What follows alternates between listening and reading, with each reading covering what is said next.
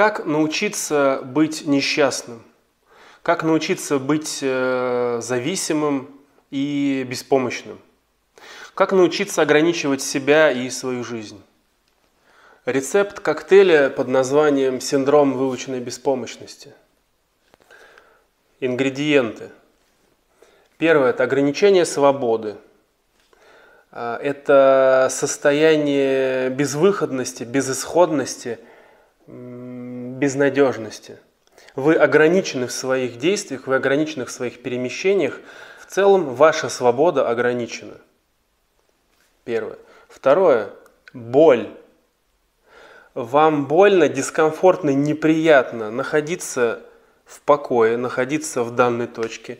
И вам больно двигаться, вам больно не двигаться, вам больно пытаться выйти из этого состояния, из этого положения.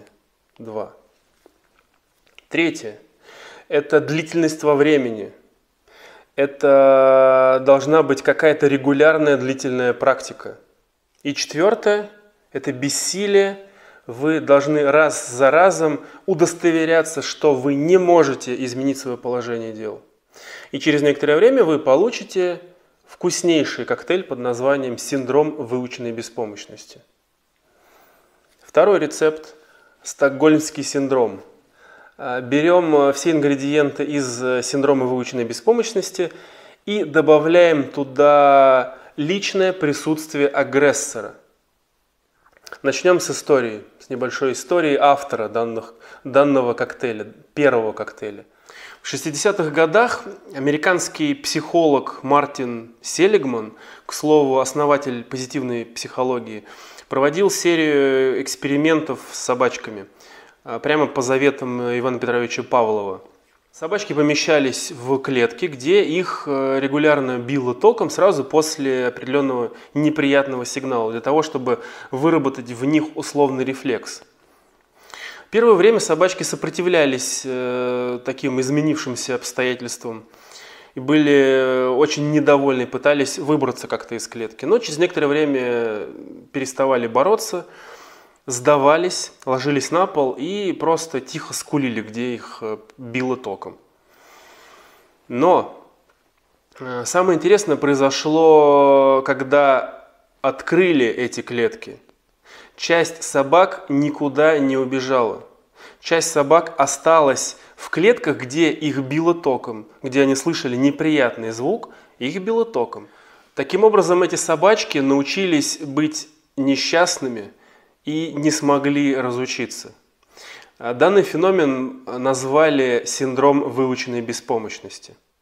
В следующем эксперименте собачек уже поделили на две группы. Первую группу точно так же посадили в клетки, провели им туда электричество, били током после звука, но им туда в клетку установили некую кнопку, платформу или рычажок, с помощью которой можно было отключить электричество. В таких клетках собаки успешно обучались пользоваться данной кнопкой. Они, правда, получали зависимость от этой кнопки, но это уже другая история. Но при всем при этом они не заболевали беспомощностью. Второй группе собак кнопки отключения электричества не устанавливали. Соответственно, выключить электричество они не могли. Как-то повлиять на свою судьбу у них не было возможности. И такие собаки из второй группы, стабильно заболевали выученной беспомощностью.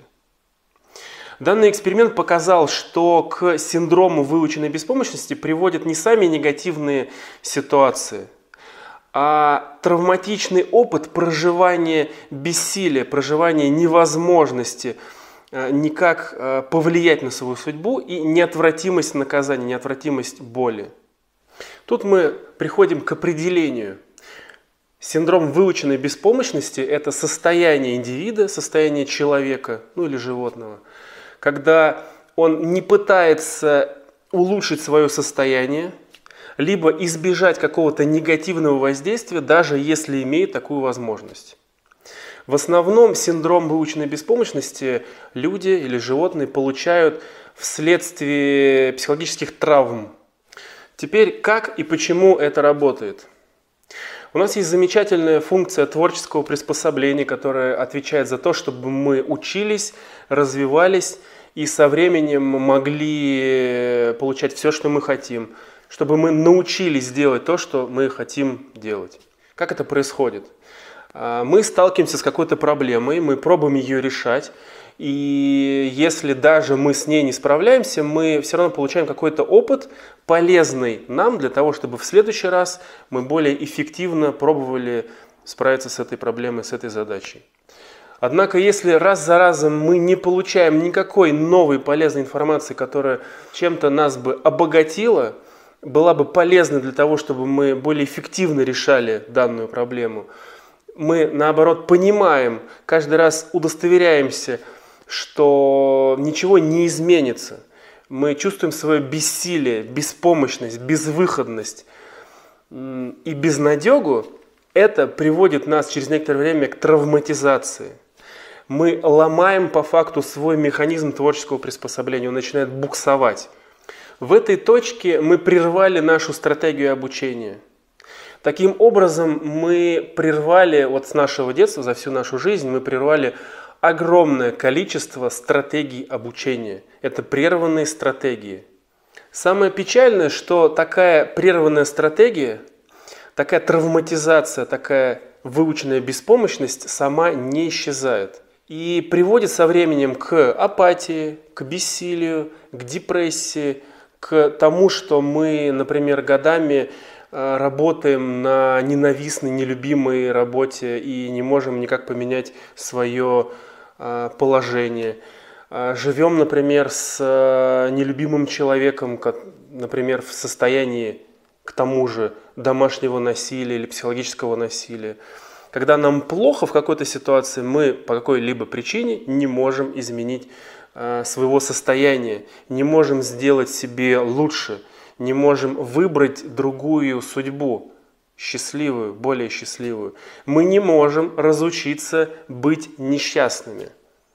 Например, вспомните, сколько раз вы слышали от своих родителей фразу «денег нет», сакральную фразу «денег нет», на любые ваши хотелки.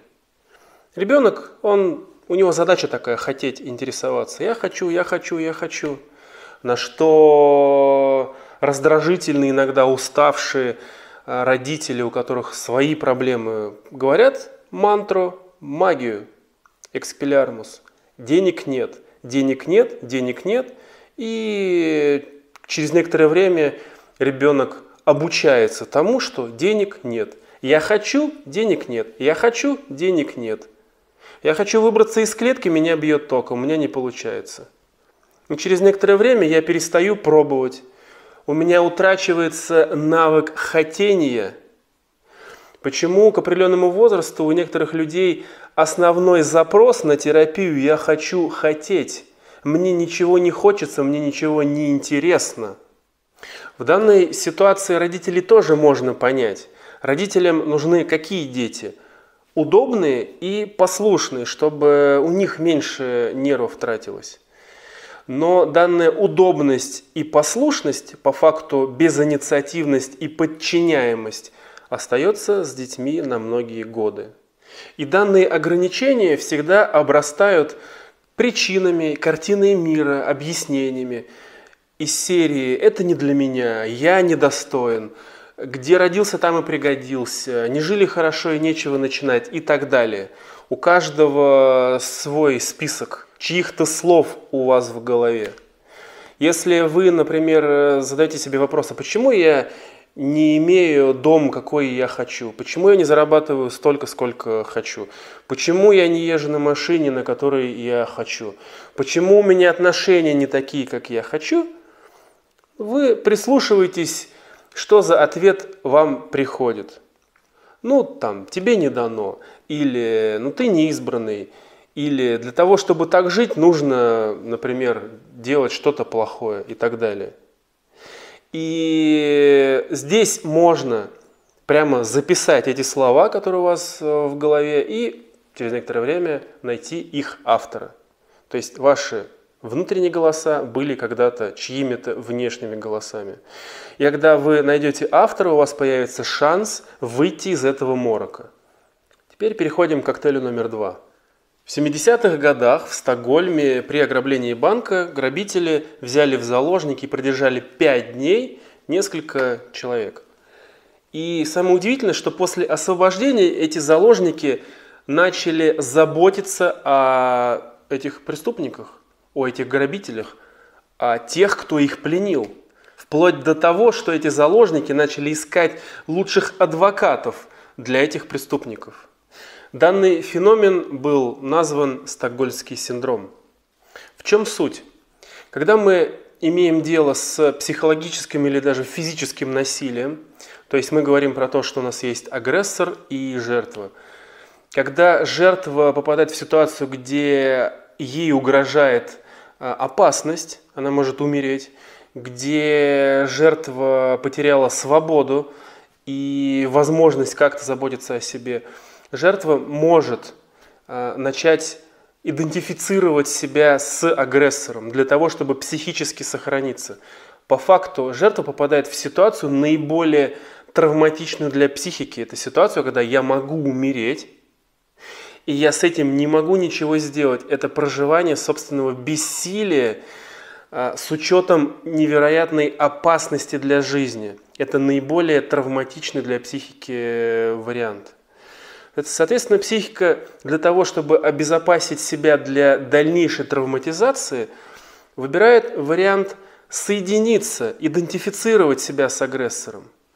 И в ситуации, где, например, проявление гнева и страха к агрессору может быть опасным для здоровья, я, например, выбираю проявлять симпатию и, наоборот, встать на защиту своего агрессора.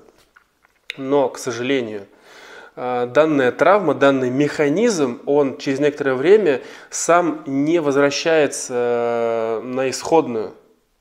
То есть после такой травматизации жертва остается на стороне агрессора. Даже вот как в этой истории, когда преступников схватили жертвы, заложники продолжали уже после этого защищать и заботиться о своих агрессорах, о преступниках. В такую ситуацию, например, попадают дети, у которых холодные, жестокие, тоталитарные или нарциссические родители, где очень много психологического и физического насилия в семье. Такие дети в скором времени теряют возможность даже критически осмыслять происходящее.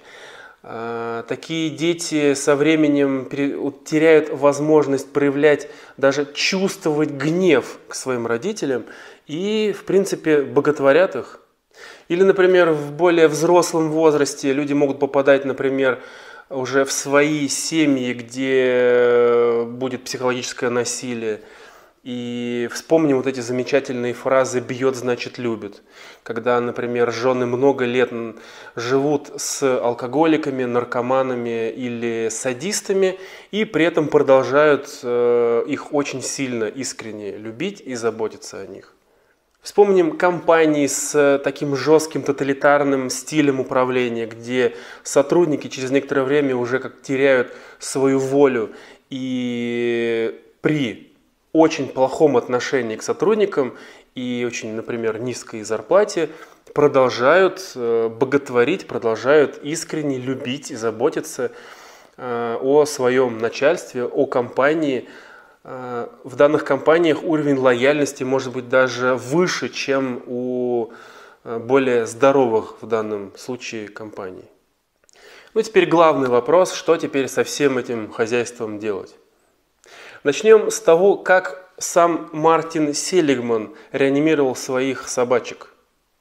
Тех собак, которые теряли волю к победе, к сопротивлению, которые заболевали выученной беспомощностью, он на руках выносил из этих клеток.